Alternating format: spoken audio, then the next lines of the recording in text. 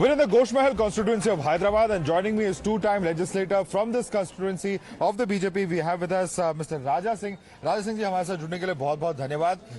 कितनी उम्मीद है आपको कि तीसरी बार आप फिर इधर से इलेक्ट होकर आएंगे? बहुत ज्यादा उम्मीद है, क्योंकि हम लगभग अक्टूबर 26 से हम प्रचार कर रहे हैं गोशा महल विधानसभा में। जैसे हमारे शंकर यादव जी नगर निगम पार्षद है इस क्षेत्र के, और हर क्षेत्र में जिस गली में जाते हैं, जिस घर में जाते हैं, जिस मोहल्ले में जाते हैं, लोग ये कह रहे हैं कि भैया इस बार आप प्रचार करने की आवश्यकता ही नहीं है। अच्छा, क्योंकि आप लोगों ने हर बार हमारा साथ दिया है, हमारे लिए खड़े रहे हैं, और इस बार हम ज्यादा मेजोरिटी से आपको जिताएंगे। ये पब्लिक की टॉक है बोलकर जनता में एक अच्छा रिव्यू आ रहा है। लेकिन आपके जो विरोधी हैं उनका ये कहना है कि आपके हेट स्पीच के केसेस हैं। उनका ये कहना है कि पार्टी ने आपके ऊपर एक्शन लिया, फिर आपको टिकट दिया और फिर से एक हेट स्पीच का केस हो गया। आप कैसे देखते हैं कि जो ये प्रचार है आपके खिलाफ किया जा रहा है और ये केसेस तो है भी? देखिए, अपोजिशन का काम है कमेंट करना, क्योंकि कमेंट के अलावा उनको कुछ आता नहीं। लगभग हम 1.5 महीने से पब्लिक में है, प्रचार कर रहे हैं, लेकिन अब तक हमारा अपोजिशन कैंडिडेट घर के बाहर भी नहीं निकला।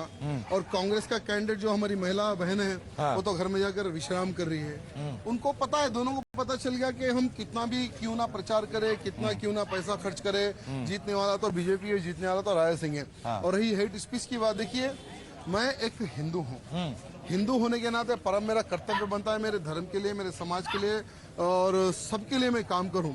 और उसमें कुछ लोगों को शायद मेरी स्पीच पसंद नहीं आती, जिसके कारण वो लोग एफआईआर कर देते हैं। तो जब तक है एफआईआर तो लगना ही है। नहीं, सवाल ये नहीं कि आप अपने हक की बात करते हैं, अपने धर्म के। बात यह है कि आप दूसरे धर्म के खिलाफ भी कुछ तरह के ऐसे स्टेटमेंट्स देते हैं जो वो मानते हैं कि आपत्तिजनक है। तो इसको आप as a leader, as a elected leader मानते हैं कि ये बात सही है? नहीं, बिल्कुल गलत है। हम गाय की बात करते हैं, हम कहते हैं कि भाई हमारी हिंदू बहन बेटियों को लव जिहाद के नाम पर शिकार ना करो। हम कहते हैं कि लैंड जिहाद ना करो, हम कहते हैं कि कन्वर्शन ना करो। बस वो लोगों को पसंद नहीं आता, इसलिए हमारे ऊपर केस ठोक देते हैं वो लोग। अच्छा, अमित शाह जी यहाँ पर आए, उन्होंने कहा कि जो 4% माइनॉरिटी कोटा है, मुस्लिम कोटा है, उसको हटाएंगे इस बार। इस पे जो हम देख रहे हैं कि जो BRS है, जो MIM है, उसके खिलाफ उनका ये कहना है कि पोलराइजिंग इश्यूज को ही, इमोशनल इश्यूज को ही बीजेपी उठाती है चुनाव के दौरान। इसको कैसे देखते हैं आप? देखिए, अमित शाह जी ने कहा है जो 4%, ये बहुत ही अच्छा कहा है, क्योंकि हम तेलंगाना का विकास चाहते हैं। लेकिन मुख्यमंत्री ने कि मुस्लिम्स को मैं 4% दूंगा, और लगभग ओल्ड सिटी में हर वर्ष 2,500 करोड़ वो खर्च करते हैं, जहाँ पर रेवेन्यू जीरो है। भाई, जहाँ पे रेवेन्यू जीरो है वहाँ पर खर्च करने की आवश्यकता नहीं है। और 100% अमित शाह जी ने कहा है कि तेलंगाना को एक लेवल में वो रखना चाहते हैं। भाई, किसी को कितना 4% अगर आप दे देंगे तो दूसरी कम्युनिटी भी तो आवाज उठाएगी ना। तो इसलिए अमित शाह जी ने बहुत सोच समझ के वो बात कही है। लेकिन ये स्ट्रैटेजी कर्नाटक में कामयाब नहीं हो पाई। कर्नाटक में हटा दिया कोटा, लेकिन फिर भी बीजेपी को कोई फायदा नहीं हुआ उससे। देखिए, कर्नाटक का जो पॉलिटिकल जो वहाँ का इश्यूज है, उतना मुझे ध्यान नहीं है वहाँ पर कि क्या हुआ था क्या नहीं हुआ था। लेकिन कर्नाटक की जनता ये 6 महीने में कांग्रेस का जो असली चेहरा है वो देख चुकी है और तंग आ चुकी है। अगर आज कर्नाटक में बाई इलेक्शन होते हैं तो वापस बीजेपी की सरकार उधर बनती है। अगर BRS या कांग्रेस के नंबर्स कम पड़ते हैं इस चुनाव में, क्या बीजेपी साथ देगी किसी पार्टी का? नहीं, बीजेपी किसी का साथ नहीं देगी। बीजेपी वन साइड यहाँ पर जीत रही है। लगभग 30 से 40 MLA हमारे बीजेपी की जीत रहे हैं, और वन साइड हम लोग मुख्यमंत्री बना रहे हैं। पिछले साल जो GHMC इलेक्शन में काफी कामयाबी हुई बीजेपी की, और कुछ बाई इलेक्शंस भी आपको मिले, लेकिन तब से अब तक ऐसा लग रहा है कि थोड़ा सा बीजेपी का जो ध्यान है तेलंगाना की ओर थोड़ा कम हुआ है। कैंपेनिंग में थोड़ा इंटेंसिटी की बात करें या बड़े नेताओं के आने की, क्या ऐसा कुछ है ग्राउंड पे, आपको फील हो रहा है? बिल्कुल भी फील नहीं हो रहा है, क्योंकि प्रधानमंत्री मोदी जी अब तक 2 बार आ चुके हैं, अमित शाह जी 2 बार आ चुके हैं। अभी 6 दिन का हमारा प्रचार बचा हुआ है। फिर से एक बार प्रधानमंत्री मोदी जी, योगी जी, लगभग मुख्यमंत्री तेलंगाना के ऊपर ही फोकस कर रहे हैं। लगभग मुख्यमंत्री जी हमारे योगी जी 2 दिन रह रहे हैं और प्रधानमंत्री जी 2 से 3 दिन तेलंगाना में रह रहे हैं। यानी हम प्रचार के लिए कहीं पर कोई एंगल नहीं छोड़ रहे, पूरा का पूरा फोकस तेलंगाना पर है।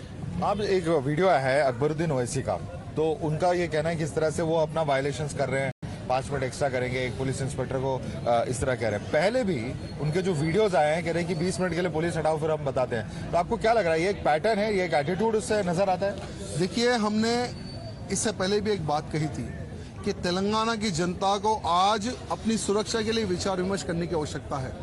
अकबरुद्दीन ओवैसी हो या असदुद्दीन ओवैसी हो, ये बार बार मंचों से एक बात कहते थे कि ये मुख्यमंत्री की सरकार क्यों ना हो, केसीआर की, टीआरएस की, लेकिन उसकी स्टीयरिंग हमारे हाथ में है और आज साबित हो रहा है।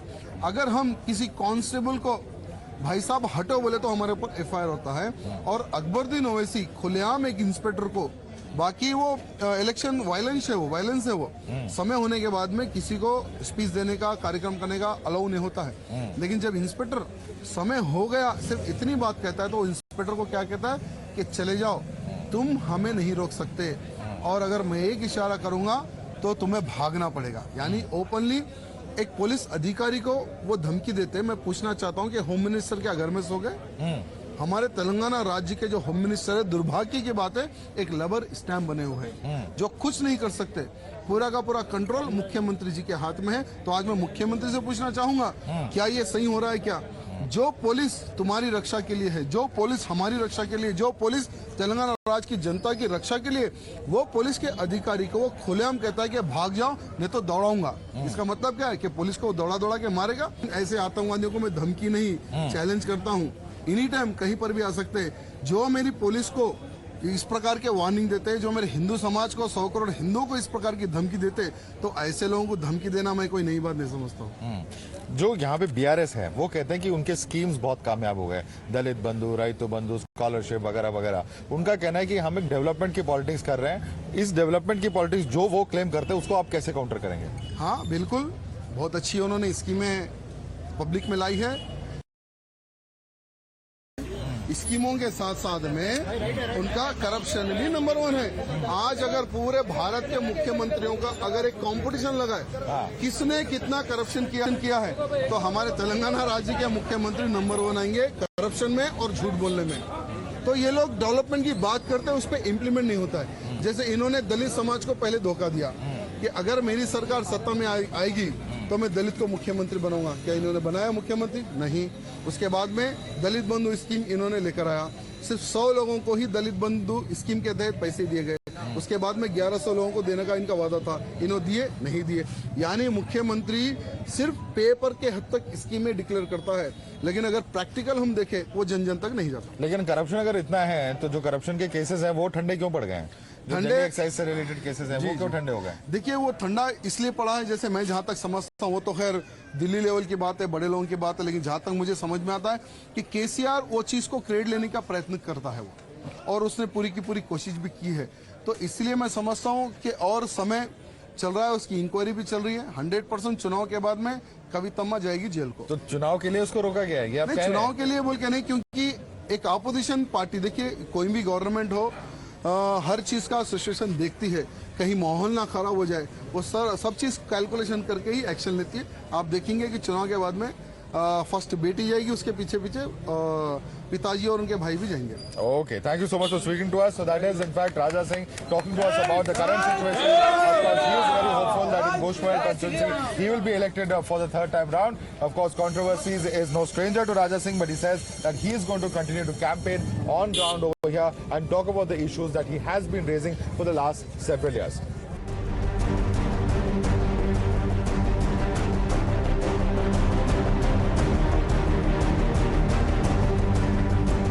MIM old city MIM। BJP तो दूर दूर तक नहीं आएगा यहाँ। ओल्ड सिटी में MIM, जैसा न्यू सिटी है ना, केसीआर साहब तो 100% आएंगे।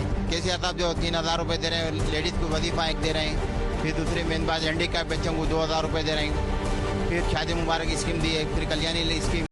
ऑफर्स कार्ड बना कर दिए हम लोग के लिए यहाँ पर, और स्कूल से यहाँ पर हमारे को हर चीज़ का कॉपरेट करते हैं हमारे यहाँ पर। अच्छा साहब MIM ही है सब, only one party MIM। We're in the heart of Hyderabad's old city, right outside the Charminar. What exactly does the election mean in these parts of the city? And is the MIM really the only force to reckon with? Is there more that we need to look into? Let's speak to some of the traders here to try and understand what really is going on as far as this entire election is concerned. भाई साहब क्या बेच रहे हैं आप यहाँ पे? Carry बेर। कैरी बेर। अब ये बताइए, इस चुनाव में क्या माहौल है इस बार? क्या मेन पार्टी इस एरिया में कौन सी है? TRS हाँ, MIM। इस इलाके में MIM ही है। MIM old city MIM। ऐसा क्यों? यहाँ एमआईएम का ही चलता है हमारे पास, हमारा हम लाइक उनको ही करते हैं। अच्छा, इस बार ये लोग बहुत कह रहे हैं कि कांग्रेस को माइनॉरिटीज का, मुस्लिम का वोट ज्यादा मिलेगा इस बार, ऐसे भी लोग कहते हैं। ऐसा कुछ है क्या इस बार? कुछ नहीं है, कुछ भी नहीं है, अच्छा। खाली अफवाह है ये। हाँ, वोट पूरा एमआईएम को ही गिरता ओल्ड सिटी का। ओल्ड सिटी का। बट एमआईएम चुनाव पे चुनाव पिछले 2-3 चुनाव से यहाँ कैसे जीतती आ रही है? मेन वजह क्या है? लोग क्यों एमआईएम को वोट देते हैं? चाहते पार्टी को, अच्छा। काम करो या मत करो, हाँ। पार्टी को चाहते। तो कुछ मिला है आपको पिछले 3-4 बार जब भी वो चुनाव जीत के आए? कुछ खास फायदा, कुछ खास सहूलियत आपको मिली हो? सहूलियत तो अभी कुछ नहीं है, हाँ। मतलब कुछ हमारा काम वगैरह रहा तो हो जाता, हर आवाम से खुश है। अच्छा। हम उनको कुछ नहीं है, हमारे को उनको कुछ भी नहीं चाहिए उनका। हाँ, लेकिन बस आपका हमारा काम होता है इसलिए आप जी हो, उनको वोट करते जी हो, हैं, जी हो, जी आप हो। पसंद करते हैं जी हो। उनको, और यही यहाँ के ज्यादातर लोग भी ऐसे ही मानते हैं। जियो जियो। अच्छा अच्छा, और अगर कोई कोई वजह? पार्टी लालच भी दी तो हम वो लालच कबूल नहीं करते, हम सिर्फ एमआईएम को ही वोट देते हैं यहाँ पे। लेकिन टीआरएस जो 10 साल से यहाँ चुनाव जीत रही है, तो 10 साल सत्ता में रहने के बाद कुछ ना कुछ असर होता है। इस बार कोई असर होता है दिख रहा है आपको कुछ नहीं है, टीआरएस पे? कुछ नहीं है, कुछ नहीं है। यहाँ के गरीब लोग बहुत खुश है, घर मिल रहा, वो लोगों को पेंशन आ रहा, और वादा करे हुए गैस सिलेंडर में रेट कम होगा। हाँ, पब्लिक चाहती और बीसीआई आती, बस इतनी टीआरएस ही आती। okay. Another market here right outside the Charminar that you can see in front of me, famous of course for bangles that are sold in this entire area. Let us speak to one such shopkeeper over here. आप बताइए इस चुनाव में क्या फर्क पड़ेगा, किसके लिए लोग वोट करेंगे इस एरिया में आपके मुताबिक? एमआईएम के लोग वोट करेंगे, एमआईएम कुछ वोट आएगा। अच्छा, एमआईएम को इतना दबदबा क्यों है यहाँ पे? दबदबा नहीं, काम हो रहा ना भैया यहाँ पे। क्या फायदा हो गया आपको? यहाँ पे अच्छा हो गया, एरिया तरह डेवलपमेंट हो गया। ये पत्थर पहले रोड थी, रश था, अब पत्थर बिछ गए। हॉकर्स के वास्ते अच्छी फैसिलिटी हो गई। अच्छा, कितने ये पिछले 5 साल में हुआ है ये सब? 5 साल में हुआ ये। अच्छा, और ये जो एमआईएम का जो ये पूरा इलाका है, अभी आपने देखा आज अकबरुद्दीन ओवैसी ने एक पुलिस वाले को ऐसे धमकी दिया करके एक वीडियो चल रहा है, क्या सोचते हैं? वो धमकी नहीं था, अभी वो टाइम है बोल के उनको बताना चाह रहे थे। अभी टाइम नहीं हुआ था ना, अगर टाइम होता तो पुलिस ऑब्जेक्शन करना था, अभी टाइम नहीं हुआ था। 5 मिनट का टाइम था, तो वो कहे अभी 5 मिनट है मेरे पास बोले, तो वो तो जिसका उनका हक रहेगा ना सर। अभी यहाँ जब के चुनाव है बोल के 11 o'clock को बाजार क्लोज करा दे रहे, तो वही हिसाब से अभी 11 o'clock भी नहीं हुआ था जब उन्होंने प्रचार कर रहे थे, जब उन्होंने स्पीच कर रहे थे, वो हिसाब से उन्होंने बोले अभी 5 मिनट है बोले।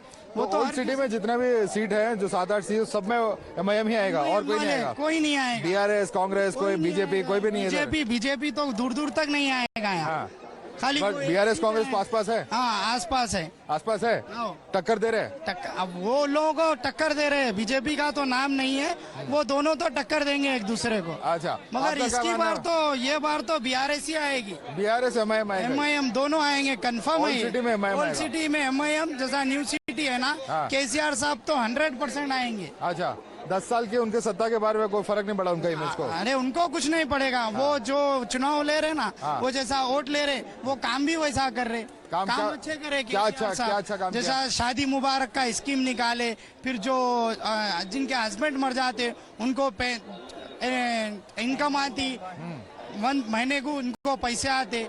फिर जैसा कि जिसको जो काम नहीं करते उनको भी उन्हें कुछ देते, मदद करते, अकाउंट में पैसे आते। और क्या चाहिए आम आदमी को जीने के लिए? आपको क्या लगता है ये डेवलपमेंट स्कीम का सबसे ज्यादा फर्क पड़ा इधर? जी, डेवलपमेंट स्कीम का फर्क पड़ा है? क्या फर्क पड़ा है इस सरकार में?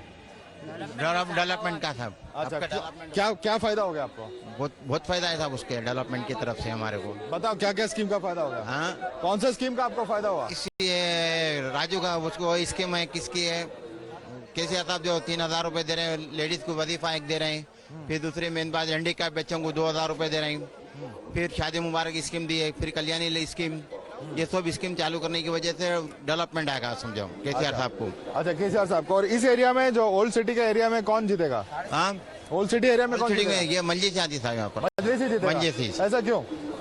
ये शुरू से है ना साहब, ये शुरू से चलते हुए आया है। हाँ, और आज भी चल रहा है वही किस्सा शुरू से, और आज भी चल रहा है? आज भी चल रहा है। तो उनका किसी काम की वजह से है कि उनके पार्टी की वजह से? नहीं, पार्टी की वजह से भी, काम की वजह से भी। ऐसा उन्होंने क्या काम किया? मजलिस ने क्या काम किया? बहुत सारे काम करे ना साहब, अस्पताल खोले, फिर बच्चों को स्कूल खोले, फिर उसके बाद फिर वो उन्हें भी स्कीम दे रहे हैं कुछ भी, गरीब लोगों को जो भी है अब तरफ से हमारे। कांग्रेस भी इस बार बहुत कोशिश कर रही है मुसलमानों का वोट लेने के लिए। वो कह रहे हैं कि कर्नाटक में जैसे मुसलमान ने सबको कांग्रेस को जिताया, वैसे ये तेलंगाना में भी इस बार नहीं साहब, कांग्रेस का क्या कुछ भी नहीं है यहाँ पर। तो मैंने आज से नहीं, शुरू से 10 साल से भी कांग्रेस का कुछ भी नहीं यहाँ पर अभी तक है, ना कुछ हुआ अभी तक है, ना उनके दौर में जो 20-25 साल भी थे तो जब भी कुछ नहीं हुआ डेवलपमेंट। हाँ, तो लोग अब पूरी तरह एमआईएम के साथ हैं। एमआईएम के साथ है, केसीआर साहब के साथ है। हाँ, लेकिन आप मानते नहीं है 10 साल जब कोई भी सरकार रहती है तो लोगों में एक बार थोड़ा सा कुछ इमेज जो उनको लगता है कि चलो दूसरे का मौका दे, इस बार ऐसा कुछ नहीं आपको लगता? नहीं, आज से अभी तो ये यहाँ ओल्ड सिटी की तरफ तो ये है खाली एमआईएम, दूसरा और कुछ भी नहीं है। अच्छा, जिसके साथ भी वो रहेंगे उनको हो जाएगा। Okay, so there you see it, a very interesting perspective. Work has happened, they say, but it's because they've been traditionally voters of MIM that they will continue to vote for the MIM. They feel that there has been work done for them and that they will continue to vote for them. That's the mood over here on ground as far as this market area right outside Charminar is concerned. We'll speak to more of the shopkeepers as well as some tourists as well and get a sense from them as to what they think about this entire election. So as you can see, the bangles in this particular area are a very important attraction for tourists. So yeah, what do the bangle sellers in particular have to say? आप बताइए, इस बार चुनाव में किसका चूड़ी tight करेंगे? इसका हमारा एमआईएम ही जीतेगा यहाँ पर हैदराबाद से। एमआईएम ही जीतेगा? एमआईएम ही जीतेगा। ऐसा क्यों? ये हमारे से बहुत कोऑपरेट किए हम लोग को, यहाँ पर बंडी लगाने दिया, हम लोग को हर चीज से सपोर्ट होता है वो। तो पहले ऐसे सब नहीं था यहाँ पे? नहीं था यहाँ पर। तो कब लगाए, कौन से साल से लगा रहे हैं आप? ये हम लोग तो 2000 से लगा रहे हैं यहाँ पर, 2010 से लगा रहे हैं हम लोग पूरा। 2010 से वॉकर्स कार्ड बना कर दिए हम लोग के लिए यहाँ पर। और स्कूल से यहाँ पर हमारे को हर चीज का कोऑपरेट करते हैं हमारे को यहाँ पर। ओके, असद साहब। तो ये सिर्फ ओल्ड सिटी की बात है कि बाकी पूरा हैदराबाद की बात है? कहीं पर भी जाओ उनका नाम है भैया, काम भी है नाम भी है, दोनों भी है उनका। अच्छा, और ये बीआरएस की जो सरकार चल रही है जिसको समर्थन दे रहे हैं, उसको कैसे मानते हैं उसके काम जो पिछले 10 साल से चल रहे हैं? कुछ नहीं है भैया काम उन लोग का, खाली नाम में काम, कुछ नहीं है उन लोग का।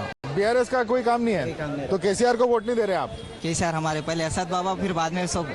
अच्छा, पहले असद बाबा फिर बाद केसीआर? में सब केसीआर वगैरह। तो वो अगर पार्टी बदल देंगे समर्थन तो आप उसके साथ बदल देंगे? नहीं, असद बाबा ही आएगा यहाँ पर, दूसरा कोई नहीं आएगा आपको। अच्छा, ओके, बट आप मानते हैं कि चलिए मैं इनसे पूछता हूँ, आपका क्या मानना है अभी यहाँ पे जो है मेन पार्टी कौन सा है? कौन सा पार्टी का एकदम यहाँ पे चल रहा है दबदबा जीते में ओल्ड सिटी में? ओल्ड सिटी में एमआईएम है साहब। अच्छा, इधर आ जाओ। अच्छा, ऐसा क्यों एमआईएम का? एमआईएम ही है साहब, ओनली वन पार्टी एमआईएम।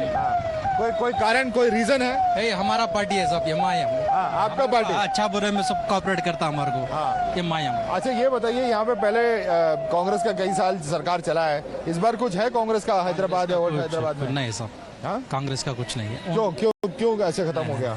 नहीं, ये सब उनका वजूद ही नहीं है कांग्रेस का कुछ, ओनली एमआईएम। Only MIM. लोग कहते हैं कि जैसे उन्होंने कांग्रेस से कोशिश कर रही है कर्नाटक में, जैसे उन्होंने मुसलमानों का वोट खूब लिया, इधर भी तेलंगाना में वही करने की कोशिश कर रहे हैं। आप मानते हो वो कामयाब हो पाएंगे? नहीं साहब, हम तो ओल्ड सिटी में तो टोटल एमआईएम को कोऑपरेट करते हैं बस। बाकी तेलंगाना में? बाकी तेलंगाना में और बीआरएस आएगा, सरकार बनेगा? सरकार में 100%। अच्छा, लेकिन 10 साल हो गए केसीआर को सीएम बन गया, कोई फर्क नहीं पड़ेगा उनके पॉपुलैरिटी पे? अभी भी पॉपुलर है? अभी भी पॉपुलर है। जो स्कीम्स है ना सब, शादी मुबारक है, सम वजीफा पेंशन से, बहुत अच्छे काम से उनके, उसके लिए उनको 100% है उनको। केंद्र सरकार के काम को कैसे देखते हैं आप? सेंट्रल गवर्नमेंट से हमारे को लेना देना कुछ नहीं है, कुछ नहीं फायदा, कुछ नहीं है, ओनली स्टेट गवर्नमेंट से हमारे। चलिए, so there you see, I think it's pretty interesting that we've seen a number of people say pretty much the same thing in terms of what their expectations are from this election, in terms of who they are supporting and really which is the party that they believe will win in this entire election. There are people who are running shops here for the past several decades. They feel that on ground, the party that has helped them to actually build several of these stands, the party that has helped them to get, all of the hawkers licenses, etc., is the MIM, and that's why they are continuing to be in support of the party. Of course, multiple reasons. Several have told us that they believe they have traditionally been supporters of MIM, and therefore in Old City they feel that it is only MIM that should come to power. Now that's as far as what's happening on ground here in Charminar is concerned. This is particularly important because the MIM holds the key. Many say if this election does become a hung assembly, then the MIM could play a very important role in deciding which is the party that comes to power. So far, they have been supporting the BRS. Could that potentially change if the numbers game and the equations change? That's going to be a very important aspect as well that we're going to be looking at. For the moment, we're signing off from outside the Charminar in Hyderabad.